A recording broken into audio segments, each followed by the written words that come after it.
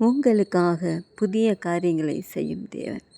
பழையவைகள் ஒழிந்து போயின, எல்லாம் புதிதாயின. எப்போது ஒருவன் கிறிஸ்துவுக்குள் இருந்தார்.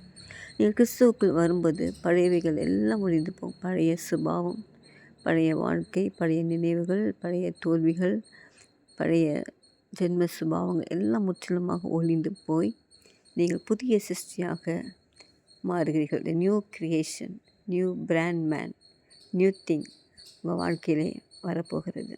ஸோ பிரியமானலே, நீங்கள் அதை விசுவாசிக்கணும். ஆண்டவர் எனக்குள் புதிய காரியங்களை செய்ய போகிறார். பழையவைகள் எல்லாம் ஒழிந்து போயின. எனக்காக வனாந்தரத்திலே வழிகளை திறக்கிறவர், எனக்காக அவாந்தர வெளியிலே ஆறுகளை உண்டாக்குகிறவர், எனக்காக அவர் முன்குறித்த திட்டங்கள் எல்லாம் நிறைவேறும்படியாக நான் கிறிஸ்துவுக்குள் இருக்கிறேன். நான் முந்தினவர்களை நினைக்க மாட்டேன், பூர்வமான சிந்திக்க மாட்டேன். எனக்காக தேவன் வைத்திருக்க புதிய காரியத்தை சுதந்திரித்து நான் அவருக்காக கடந்து செல்வேன் என்று சொல்லி தீர்மானிங்கள். கர்த்தர் உங்களுக்கு